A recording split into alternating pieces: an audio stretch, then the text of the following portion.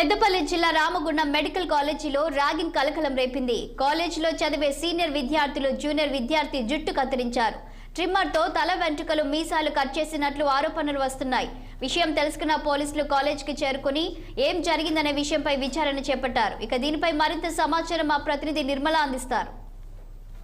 ఇప్పుడు మనోవేదనకు గురయ్యి మానసికంగా దెబ్బతిని కూడా వాళ్ళు ఏం చేస్తున్నారో ఏమో తెలియని పరిస్థితుల్లో వాళ్ళు ఉంటున్నారు. అదేవిధంగా ఇప్పుడు పెద్ద చదువులు చదువుతున్న విద్యార్థులు అంటే ఇంటర్, డిగ్రీ, పీజీ ఇలా మెడికల్ స్టూడెంట్స్ అయ్యుండి కూడా వాళ్ళే ఇంకా రాబోయే తరాలకు వాళ్ళు నాందిగా నిలబడాల్సింది పోయి ఇంకా ఈ చిన్న క్లాస్ పిల్లలకు కూడా వాళ్ళు కూడా చెడిపోయేలాగా వీళ్ళు ప్రవర్తిస్తున్నారు. ఇదే సంఘటన ఇంతకుముందు కూడా ఎన్నో కాలేజీలలో కూడా ర్యాగింగులు జరుగుతూ ఆ ర్యాగింగ్ల వల్ల ఆత్మహత్యలు చేసుకున్న వాళ్ళు ఉన్నారు.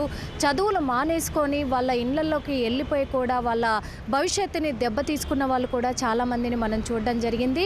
అదే విషయము ఇప్పుడు కొత్తగా ఇక్కడ గోదావరికని పెద్దపల్లి జిల్లాలో కూడా ఇలాంటి సంఘటన చోటు చేసుకొని మాత్రము చాలా సంచలనం సృష్టిస్తుంది. ఇది పెద్ద కలకలాన్ని రేపుతుంది. ఇప్పుడు మాత్రము ఈ పెద్దపల్లి జిల్లాలో మెడికల్ కాలేజీలో సీనియర్స్ అయిన మెడికల్ స్టూడెంట్స్ జూనియర్స్ని మాత్రము చాలా ఘోరంగా అవమానించి వాళ్ళని ర్యాగింగ్ చేసినట్లుగా కూడా సోమవారం రాత్రి ఈ సంఘటన చోటు చేసుకుంది ఆ కాలేజీలో.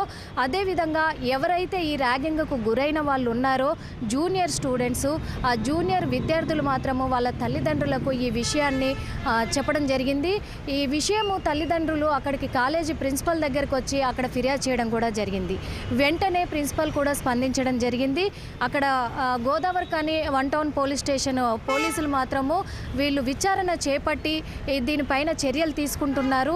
అదేవిధంగా ఎవరైతే ఇప్పుడు ఈ సంఘటనకు పాల్పడ్డారో, ఎవరైతే ఈ ర్యాగింగ్కు పాల్పడ్డారో వాళ్ళను మాత్రము ఇప్పుడు కఠినంగా చర్యలు తీసుకోవడం కూడా జరుగుతుందని పోలీసులు కూడా తెలియజేస్తున్నారు. అదేవిధంగా నిజంగా వీళ్ళు ర్యాగింగ్కు పాల్పడ్డారు అని తెలిసినట్లయితే మాత్రము వీళ్లకు ఇంతకు ముందే సుప్రీంకోర్టు ఇచ్చిన పీనల్ కోడ్ 323, 324 సెక్షన్ ప్రకారం మాత్రము వీళ్లకు కఠిన చర్యలు కూడా వీళ్ళపైన మేము తీసుకోవడం జరుగుతుంది, వీళ్ళని శిక్షించడం జరుగుతుంది అని కూడా ప్రిన్సిపల్ కూడా గట్టిగా చెప్తున్నారు.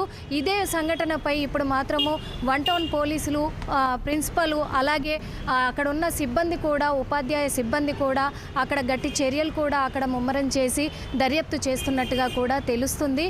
కాబట్టి ఈ ర్యాగింగ్ అనేది చాలా వరకు కూడా స్టూడెంట్స్ లైఫ్కు దెబ్బతీస్తుంది. వాళ్ళ లైఫ్ను కూడా, వాళ్ళ జీవితాన్ని కోల్పోవడం కూడా జరుగుతుంది.